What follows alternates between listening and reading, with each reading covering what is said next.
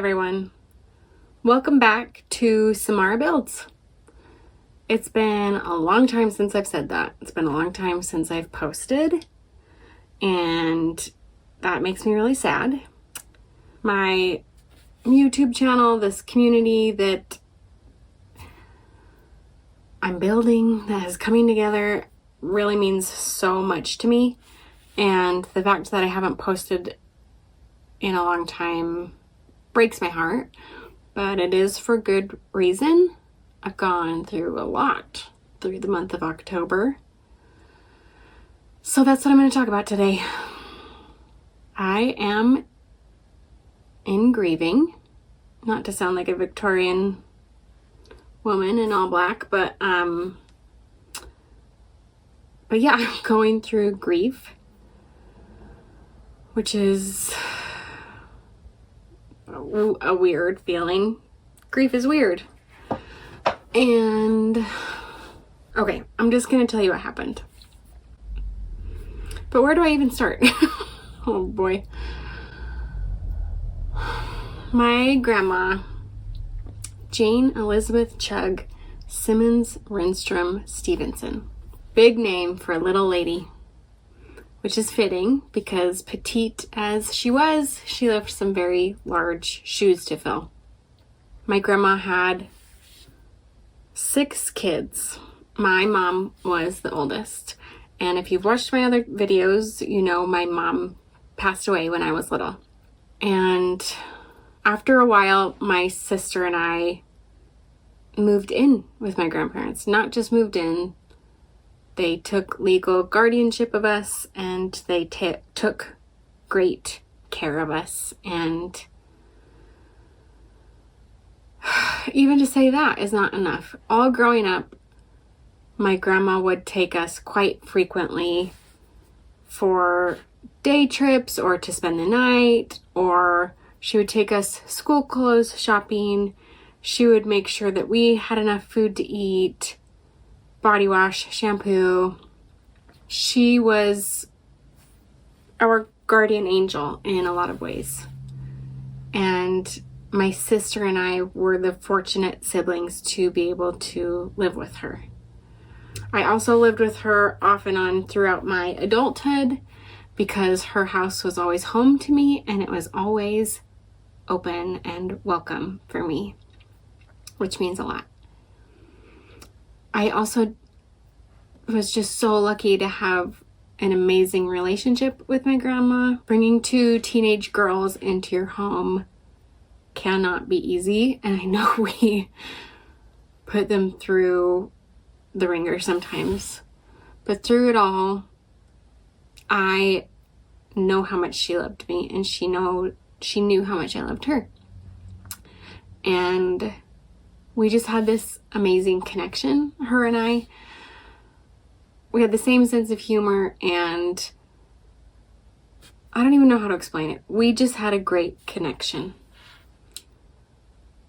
We could just look at each other and make each other laugh because we knew what the other person was thinking. I'm getting off track. She had a autoimmune disorder that ended up taking her life.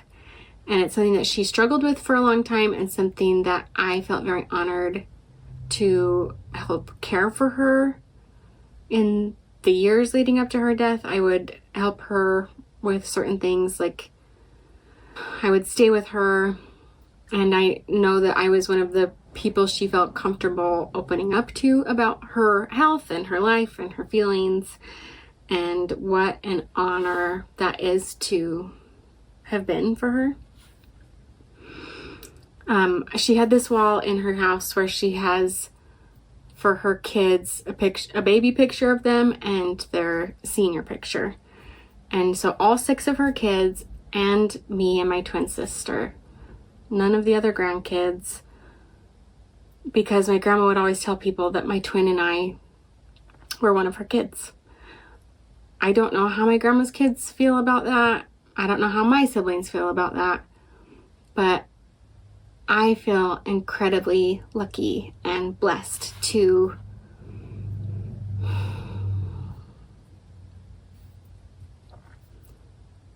to have had another mother after I lost mine.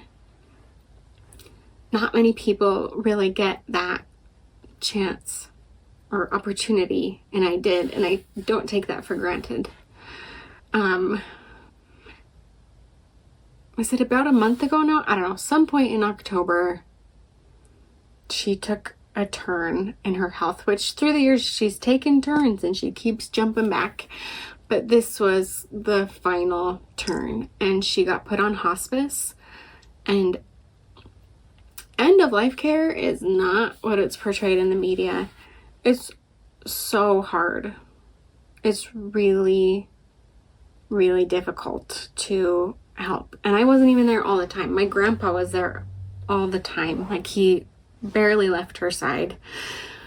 But me and my grandma's kids would take turns, like, spending the night with him. And she did pass away, and I was able to be with her for that, and it was so peaceful and full of love and just so comforting. It just really felt full circle that I could be one of the ones there to help shepherd her to the next thing, whatever that is, when she has shepherded me through my life through so many things. And I mean, there's so much I could say about just that day, that interaction, but I don't want to talk about it right now. But it was very peaceful and comforting. And then we had to wait 2 weeks for the funeral because one of her daughters was out of the country, and so of course we had to wait for her to come back.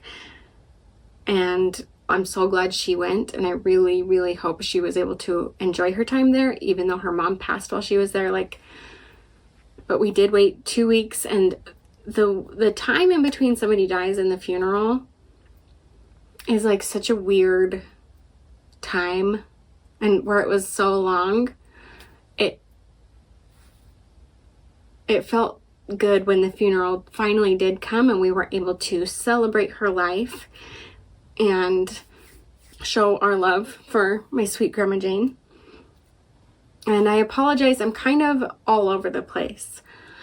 I feel like I prefer to talk about something after it's completely done, after I've fully processed it and I can wrap it up in a nice little bow. Because I feel like right now I'm in a ship and I'm trying to get across this body of water to the other side, but I have a lot of leaks in my ship. And so I'm trying to fix these leaks. I'm trying to plot our course, trying to make sure we have enough supplies. I'm trying to tell you how I'm doing it in the middle of the process, which is weird for me. But like I said, I want to be real on my channel, and I want to be vulnerable and forthright and all the things. And so I am in my grief. I'm still going through it. And so if this is a bit jumbled, I apologize. But we had my grandma's funeral, and it was just what she would have wanted. She actually looked amazing in her coffin. She looked so good. And, of course everybody said the best things about her, but they're all true. She was just such a wonderful person who affected so many people's lives in such profound ways. My sister and I, my twin sister and I, were tasked with doing the decorations. I don't know what else to call it, but when you go to somebody's viewing or funeral, they have pictures of them and things that they accomplished and their hobbies, things like that. And so my sister and I did that. We had a really hard time narrowing things down because my grandmother accomplished so many things in her life and had so many hobbies. Like I said already, she had such a positive impact on so many people's lives. She, what an icon, what an inspiration, that it was so hard to narrow it down. And we still had a lot to display. And like I said, it was hard to narrow it down.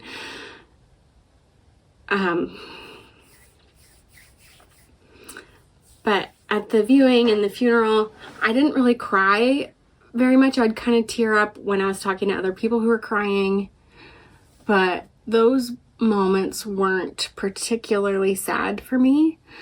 I think part of it is just because I've been caring for my grandma for so long, I have slowly grieved her because I have slowly lost her. And I'm not saying that the final loss wasn't difficult or I didn't cry at all or it hasn't been hard. It's been hard. But I have grieved differently than I thought I would, which is fine. Grieving is weird. It's different, I think, for everybody and different for every loss that you have. What's also very poignant about this is after my mom died when I was little, me and my siblings were not allowed to grieve in the way we should have. And I spoke briefly with my dad about this in our interview together, but my mom died very unexpectedly, and then my dad married someone else very quickly after. I don't even want to talk about her in this video, but I'll just say we weren't allowed to grieve in the way we should have. And so as I'm going through this grieving process, my grief and my pain and my sadness feel very sacred to me. Like, it just feels, I feel so honored to have loved someone so much and to feel so much love from them, to feel this pain at the end of her life. But every pain I feel, I also feel just so lucky to feel this pain. This is part of the human experience that sucks. But I'm so glad to be here for the human experience, and I want to experience all of it to the fullest. And unfortunately, that means feeling pain. But like, what a beautiful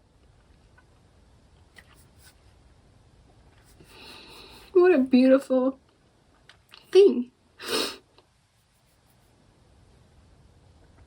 And every time I feel the pain of her loss, like I said, I just really want to honor it and let myself feel it, let myself cry, let myself miss her, because she's worthy of this pain and of being missed.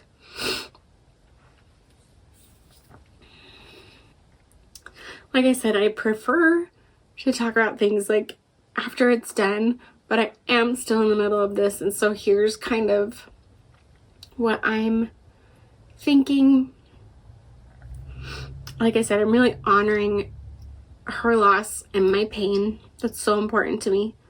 One thing I want to do better is journaling. I want to, in the coming weeks, really make that a priority, because I don't want to forget this experience. I want to look back and remember all my feelings and the days and everything that I've been going through. Maybe this is obvious, but it's just also been such a good reminder of how important family is, and that means whatever that means to you. If you have like your chosen family, just like tell them how much you love them, show gratitude, spend time with them, all the cliche things that actually are so important and so big. I'm so lucky for my support group. I, live with my twin sister and my brother, and our other brother lives quite close. Family is just so important. My boyfriend was there for me through all of the services and has literally held me through my pain while I've cried, and just has been so supportive. My two best friends were at her services and, showed up in different ways throughout the weeks to just be really helpful and supportive. And these are also things that are just really sacred to me and so important and so life affirming. Like I said, this YouTube channel is really important to me.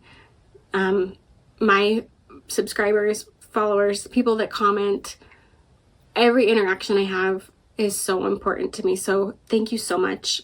Sorry I've been MIA. Now I hope you understand why. And I'm going to make this channel, and like I said, just continuing to be vulnerable and forthright a priority again. I apologize that I haven't had the bandwidth to show up in the way that I want to show up.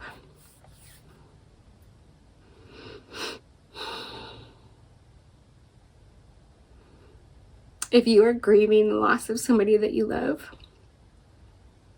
even if it was a long time ago, when that grief comes up, I really hope you can allow yourself to be present and feel it, feel that pain, feel that loss, because ultimately that means love, which for me is the meaning of life. It's the reason anything is happening. It's so important, and don't take it for granted. Even when you feel the grief and the loss, don't take it for granted. Thank you again, guys. Bye.